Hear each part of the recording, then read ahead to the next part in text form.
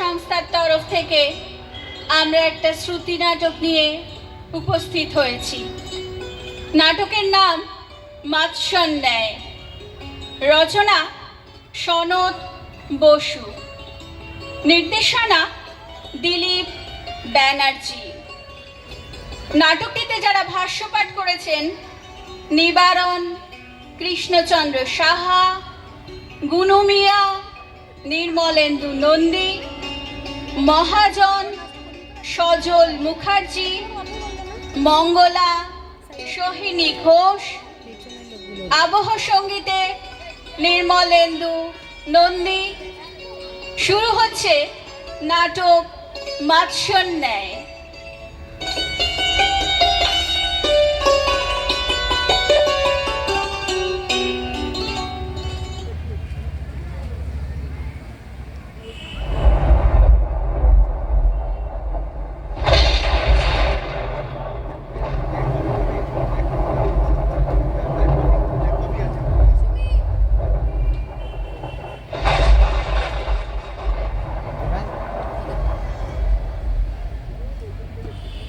না, কপালটাই মন্দ। একটা বড় মাছও জুটলো না, সব শালা চুনোপুটি। আসবার সময় দেখলাম বড় পুকুর ভেসে সব জল ইদিক পানি আসতেছে। বড় পুকুর তো বড় বড় মাছে ভরা, শালা সেসব মাছ গেল কোথায়? মাঝে কেউ জাল পেতে রাখেনি তো? হতে পারে, না হলে এতক্ষণ ধরে চেষ্টা করছি, একটা বড় মাছও চোখে পড়ল না। না, তাই বা হবে কেমনে? আসার সময় তো দেখতে দেখতে আলাম, তেমন হলেই নিশ্চয়ই চোখে পড়ত। শুধু হাতেই ফিরতে হবে নাকি? কিন্তু কিন্তু শুধু হাতে ফেরবই বা কোন মুখে? নেতাইরে কি বলবো আমি? ছেলেটা আমার মুখ চায়ে বসে আছে। হা ভগবান, একটা অন্তত বড় মাছ পাওয়া দাও।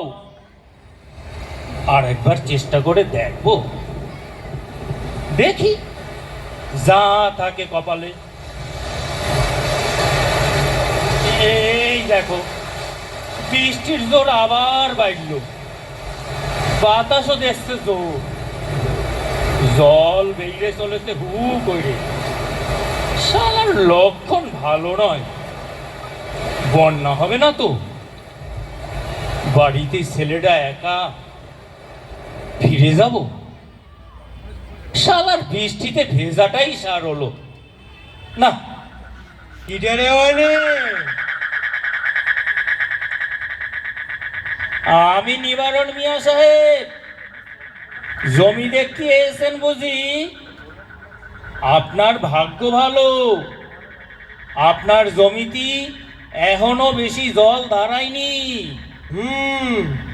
আসার সময় দেখলাম হারান মণ্ডলের নামাল জমিতে এক বুক জল, মকবুল চাচার জমিতেও জল কুমোর সমান। খাল বিল সব ভেসে গেছে, কিন্তু তুই এনে কি করছিস? তোর তো জমি নেই, তুই এনে গুড়গুড় করছিস কি মতলবে? কোনো বদ মতলবে না গো মিয়া। বড় পুকুর ভেসে গেছে, সব জল এদিক দিয়েই যাচ্ছে কিনা, সব মাছ ভেসে যাচ্ছে, তাই ভাবলাম একটা দুটো যদি ধরতে পারি। কাল বাজারে নিয়ে বিকবি?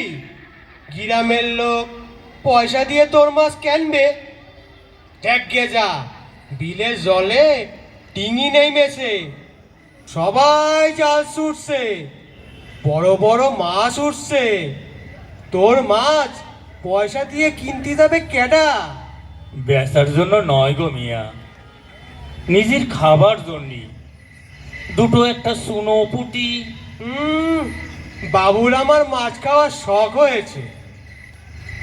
নিজের জন্য নয় গো, ছেলেটার জন্যই।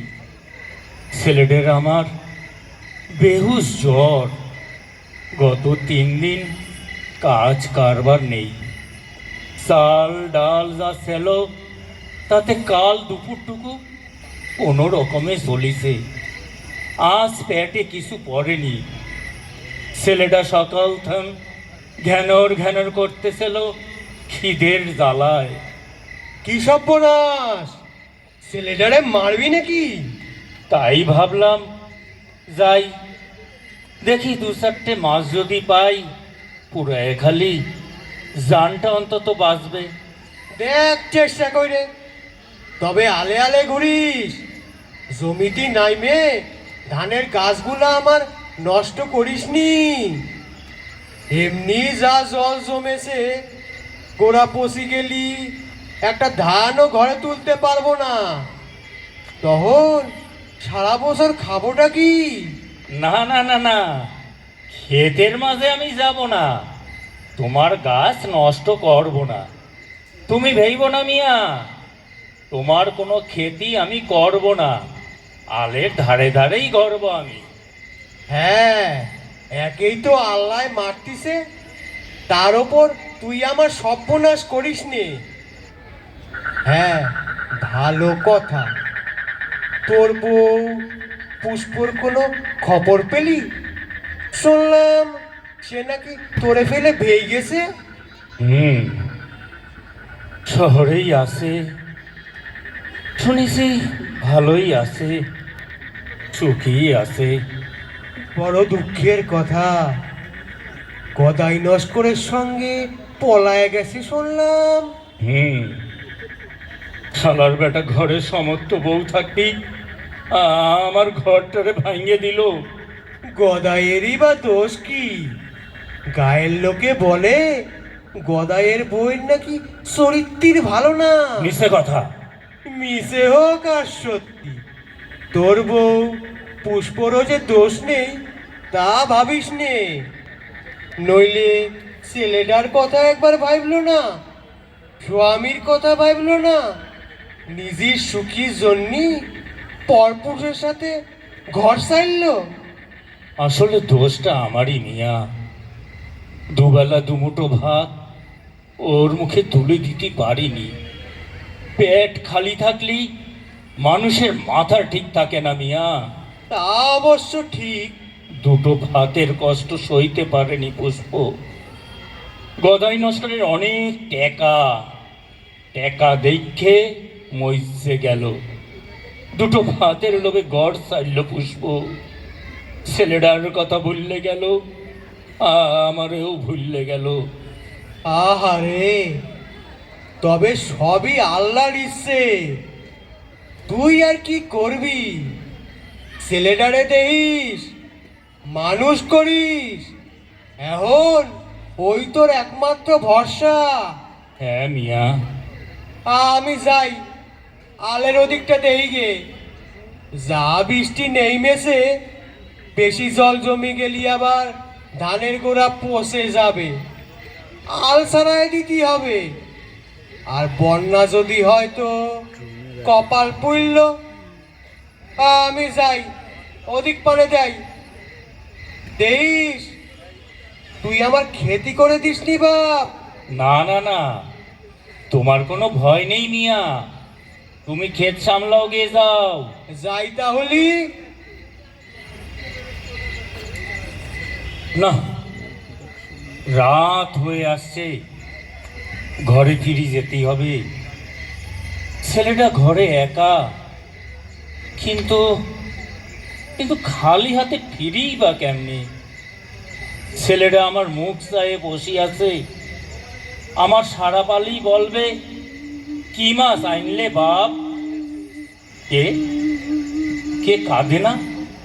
হুম হুম হুম কাঁদেই তো। সাঁঝের বেলা এই নির্জন জলে ভাসা ক্ষেতের মাঝে কে কে কাঁদে? মেয়ে ছেলের কান্না মনে হয়। হ্যাঁ হ্যাঁ হ্যাঁ, মেয়ে ছেলের কান্নাই তো। রাম রাম রাম রাম রাম রাম রাম রাম রাম রাম রাম রাম রাম রাম রাম রাম রাম রাম রাম। এই কি দাঁড়ে এই দিক পানে আসে, সাবধান, কাছে আসবি নে। কসুই রে মারবো। কিটা তুই? আমি মঙ্গলা, পশুরও না। গদাই নস্করের বউ? হ্যাঁ, তা তুই এহেনে ঝড়জলির মধ্যে বলি মতলবটা কি? দুদিন কিছু খাইনি, খিদেই মরে যাচ্ছি। তাই তাই তাই এই হাঁটু জলে ক্ষেতের মাঝে খাবার সরানো রয়েছে, তুই এসিস কুড়ায়ে খাতি? মিথ্যে বলার জায়গা পাসনি, সত্যি করে বল। সত্যি বলতেছি গো, কোনো খারাপ মতলব নেই। খিদের জ্বালায় ভাবলাম খাল বিল সব ভেসে গেছে, পুকুর থেকে মাছ ভেসে যাচ্ছে, সবাই ধরতিছে, আমিও যাই। যদি দু একটা পাই, খাওয়াও যাবে, বেঁচে দুটো পয়সাও পাবো। তাই মাছ ধরতে এসিস? ফের মিথ্যে কথা? সত্যি বলছি। সত্যি বলছিস? তা মাছ ধরতে এসিস তো জাল কই, কোষ কই? আমারে বোকা পেয়েছিস না?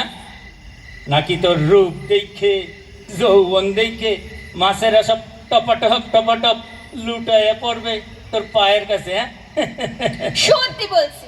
এই দেখো গামছা, এই গামছা পেতেছিলেন নালার ধারে।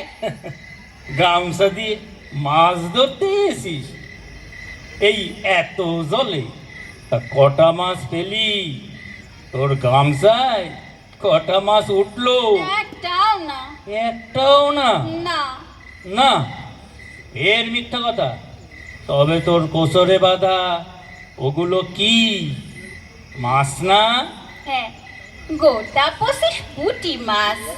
ও মাছ পেলি কোথায়? চুরি করেছিস? না গো না, চুরি করিনি। আসছিস যে বড়, চুরি করিসনি, তবে মাছ পেলি কোথায়? সে বড় মজার ব্যাপার গো। মজার ব্যাপার? হ্যাঁ গো, ভূতের ব্যাপার। শাক শুননি, মেসো ভূত। মেসবুত? হ্যাঁ গো হ্যাঁ, মেসো ভূত। আসি থামা, বলসা করে বলতো ব্যাপারটা কি? অত রহস্য করিস না। আমি তো নালার ধারে মাছ ধরবো বলে গামছা পেতে বসেছি। বিকেল থেকে সন্ধ্যা পর্যন্ত একটা মাছও পালাম না। এদিকে অন্ধকার হয়ে আসতেছে, একা একা কেমন ভয় করতে লাগলো। ভাবলাম মাছ আর পাবো না, এই ঝড় জলে ভিজে আর কাজ নাই, বাড়ি ফিরে যাই। তা বাড়ি ফেরবো বইলে আলির পথ ধরে ক্ষেতের মাছ দিয়ে আসতেছি। হঠাৎ খিদে পেট কেমন গুলোয় উঠলো, কেমন ব্যথা ব্যথা করতে লাগলো, কান্না পেতে লাগলো। কান্না পেতে লাগলো? হ্যাঁ, ভীষণ কান্না পেতে লাগলো। জানো তো, ভালো করে কাঁদতে পারলে ব্যথা অনেক কম মনে হয়, খিদে ভুলে থাকা যায়। তাই চারিদিকে কেউ নেই দেখে কাঁদতে ফেললাম। কাইন্দে ফেললি? হ্যাঁ, বেশ জোরেই কাঁদতে উঠছিলাম। গায়ের মধ্যে তো কাঁদতেও পারেনি লোকের জ্বালায়। তাই চারিদিক নির্জন দেখে বেশ জোরে জোরে কাঁদতে লাগলাম। তারপর? তারপরে তো মজার ব্যাপার। ব্যথার চোটে, খিদের জ্বালায় অত খেয়াল করিনি, দূরে এক বেটা হাত জাল দিয়ে মাছ ধরতেছিল। আমার কান্না শুনি বেটা মুখ তুলি তাকালো। তারপর ধরা মাছগুলো না আমার দিকে ছুড়ে দিয়ে মাগো বলে গায়ের দিকে এমন ছুট লাগাইলো যে একটা দেখার মতো দৃশ্য। কেন ছুট লাগালো কেন? ভেবিছে শাক শুনি মাছ চাইতে এসেছে, মাছ না পেলি। আচ্ছা তুমি বলো, আমি কি শাক শুন্নির মতো দেখতে? না, তুই খুব সুন্দর দেখতি। তবে তুমি বলো। তবে তুই কিছুক্ষণ আগে কাঁদছিলি, হুম, তাই বল। আমিও তো ভেবেছিলাম ভূত নয়তো শাক শুননি। মাছগুলো কুড়োয় নিয়ে পশুরে বাঁধে আসতেছি, দূর থেকে দেখতে পেলাম তোমারে মাছ ধরতেছ। ভাবলাম আর একবার কাঁদতে দেখি, তুমিও নিশ্চয় মাছ পেলে পালাবা শাকসুন্নি মনে করে। তা তুমি সাহসী বটে, যেমন কসুস হয়ে তেরে আলে। আমারে অত ভীতু পাসনি। ওহ মাগো, কি একটা ঠান্ডার মতো পাড়ে পেটে চলে গেল। কি হলো? সাপ? না, সাপের সঙ্গে মোটা মনে হয়। সর দেখি। মনে হয়, মনে হয় মাছ। এইবার এইবার দেখতে পাইছি। মনে হয়, মনে হয় বোয়া। চুপ চুপ চুপ চুপ চুপ, কথা বলিসনি, পলাই যাবে। এদিকে সরে, এইদিকে সরে আয়। এইবার এইবার ব্যাটারা দেখতে পাইছি। শালার বেটা পলাতে পারিনি, পারবে না। দাঁড়া দাঁড়া, এই এই কেটে যা, গেইতেছে গেইতেছে গেইতেছে। হ্যাঁ হ্যাঁ, এবার শালা বলাতে পারিনি। ব্যাটারে হালের উপর তুলতে হবে। তুই একবার ওইদিক মানে গিয়ে ধর। তো বড় মাছ কিন্তু একা পারবো না। যা যা, শিগগিরই যা। সাবধান, বললে না জলের মধ্যে মাছের শক্তি বেশি। আমি কোসেই পেয়ে ব্যাটারে কাদার মধ্যে ঠেসে ধরছি, তুমি জলে নাইমে হাত দিয়ে সেপে ধরো। তারপর দুজনে মিলে আলের উপর তুলতে হবে। গামছাটা খুলে নাও, গামছাটা খুলে নাও। ব্যাটারে গামছায় পেশ হয়ে বাঁধতে হবে। বেশ বেশ বড় বোয়াল মাছ, 8-10 কেজির কম হবে নি রে। আরো বেশি। এত বড় বোয়াল, অনেক দাম হবে না? তা হবে, কিন্তু কিন্তু কেনবে কে? তাছাড়া ছেলেটারেও তো খাওয়াতে হবে। ও মাছ আমি বেচবো না। বেসবা না? কত বড় মাছ একা তুমি খেতে পারবা? একা কেন, ঘরে নিতাই রয়েছে না নাকে। আসার সময় আমারে বলিছে, বাবা আজ যে মাছ ধরবা সব বেচবা না। তাছাড়া তুইও তো আসিস, তোরেও তো ভাগ দিতে হবে। আজ তুই না থাকলি মাছটা কি আমি একলা ধরতে পারতাম? ও মাছের অর্ধেক আমি তোরেও দেবো। সত্যি? সত্যি দেবা? ও মাছের ভাগ আমারে দেবা? আরে হ্যাঁ দেব, তুই আমারে সাহায্য করলি। আমার ভাগ আমি বেচতে দেব। অনেক টাকা দাম হবে না? দুটো দিন পেট পুরি খাতি পাবো। ইস, তুমি সে একেবারে ভিজে গেছো। দাঁড়াও, আমি গামছা দিয়ে মুছে দিচ্ছি। মাথাটা সোজা করো, মাথাটা সোজা করো। মাথাটা আগে মুছে দিই, মাথার জল বসে গেলে আবার অসুখ করবে।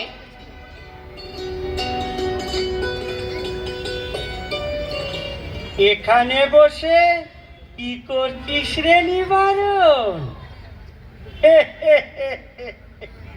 ও বুঝতে পেরেছি, তা জায়গাটা তো ভালোই বেঁচেছিস। হ্যাঁ,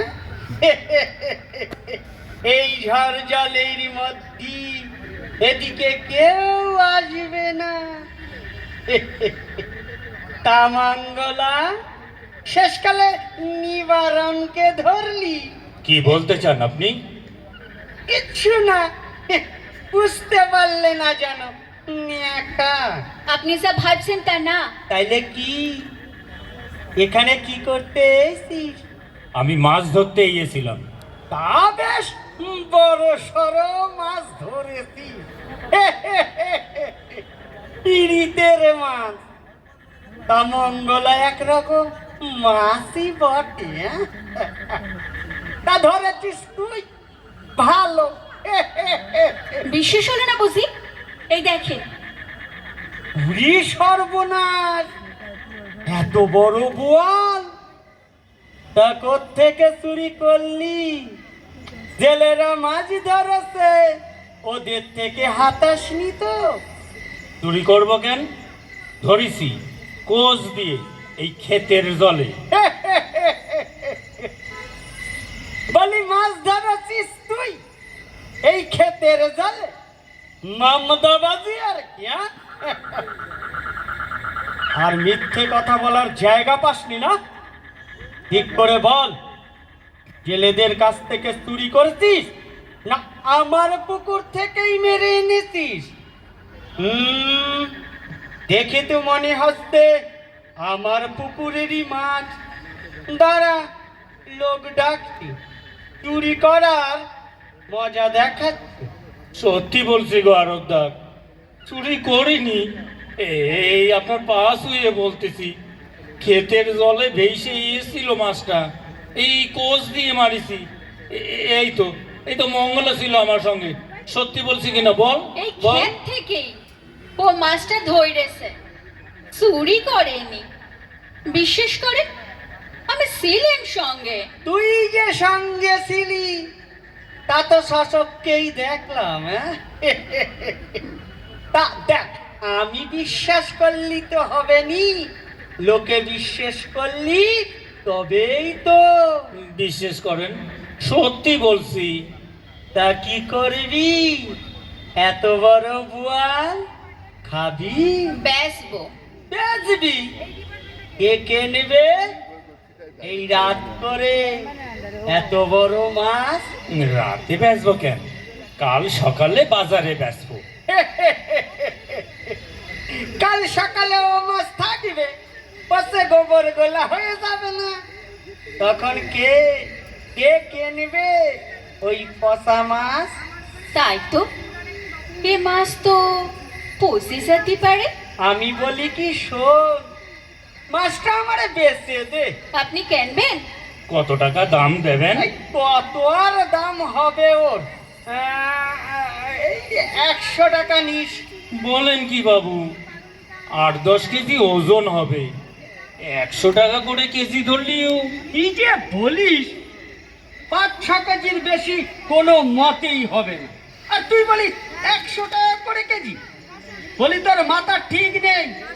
থাক ও মাছ তোর কাছেই থাক, পয়সে গেলে আর একটা পয়সাও কেউ দেবে না। থাক, আমি যাই। আর কিছু বাড়ায় দেন, এত কম দিলেই হয়। কত কষ্ট হয়েছে ধরতে। কত চাস তোরাই মাছ? তার আবার আমি বলি কি, অন্তত 600 টাকা দেন, অনেক কষ্ট করে ধরেছি। ঠিক আছে ঠিক আছে, আমার ওই এক কথা, 300 টাকা পাবি। দিস যদি তো মাছটা আমার আড়তে পৌঁছে দিয়ে আয়। আর ওখানে আমার ছেলে পেশো আছে, পরে বলিস মাস্টারে বরফ দিয়ে রাখতি, আমি একটু ওদিক পিনে ঘুরে দেখে আসি জেলেদের জালে আবার কি মাছ উঠলো। সব মাছই তো আমারই কিনতে হবে কিনা? এই অজগ্রামে দাম দিয়ে মাছকে কিনবে? সব বরফ দিয়ে কাল শহরে চালান করতে হবে। আমি যাই। বেশ বেশ 300 টাকাই দেন, মাছ আমি আপনার আড়তে পৌঁছে দিচ্ছি। বলি টাকা কাল আড়ত থেকেই নিয়ে নিস। কাল? হ্যাঁ, কাল সকালে আড়তে যাস, টাকা কাল পেয়ে যাস। না বাবু, এখনই দেন, ঘরের ছেলেটা জ্বরে বেহুশ, দিনভর না খাওয়া। শালা তোদের মুখে সব সময় ওই এক কথা, খাওয়া জটেনি, ছেলে রসুন। বললাম কালে নিয়ে নিস। মরে যাব বাবু, মরে যাব, তোমার পায়ে পড়ি, টাকাটা দে যাও। আহ, টাকা কি আমি সঙ্গে করে নিয়ে বেরিয়েছি এই ঝড়জলের রাতে? পাশা দেখি পকেটে কত টাকা আছে।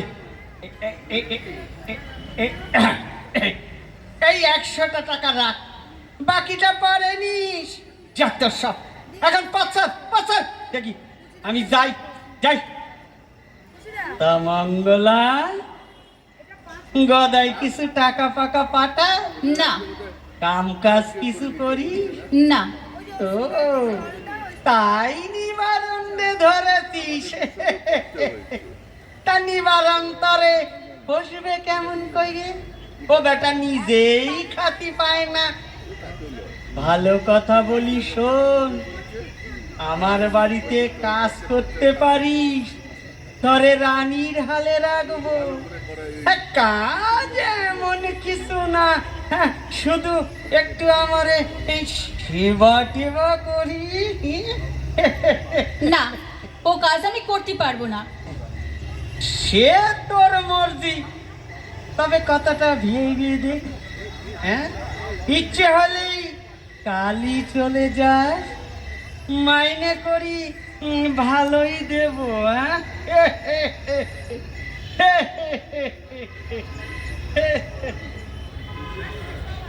করলি পারতি বাবুর বাড়ির কাজ, খেতি পেতি, মাইনে পেতি। কদিন রাখতো, যতদিন যৌবন আছে, গতর আছে, ততদিন কাজ টাজ সব বাজে কথা। ওর আসল নজর আমার শরীরের দিকে। দেখলে না, চোখ দিয়ে যেন গিলে খাচ্ছিল। হ্যাঁ, শালাও এক বোয়াল মাছ, সবসময় বিশাল হাঁ করিয়াছে। আমারও তো জমি ছিল, চাষ করতাম, সুখেই ছিলাম। সার কেনবো, বীজ ধান কেনবো মনে কইরে মহাজনের কাছ থেকে 300টা টাকা ধার করেছিলাম কাগজের টিপস আপ দে। ইসের কাগজ? কি লেখা ছিল তাতে? আমি কি চাই পড়তে জানি? তারপর কি হলো? তারপর কি হবে? টাকা শোধ দিতে গেলে সে বলল আমি নাকি 3000 টাকা ধার করেছি। আমার জমি কাইরে রাতারাতি ফিকিরি কইরে চাইরে দিল। কি সর্বনাশ! তুমি লিখতে পড়তে জানো না দেখে তোমার এইভাবে ঠকাইলো? কি আর করব বল, আমার জমি গেল, বউটা গেল, এখন ছেলেটাও একদিন। না গো না, পরে আমি লেখাপড়া শেখাবো, মানুষ করব। তবে ঘরে চল মঙ্গলা, মায়ের মমতা দে, আমার নেতাই রে বাঁচায় তোল।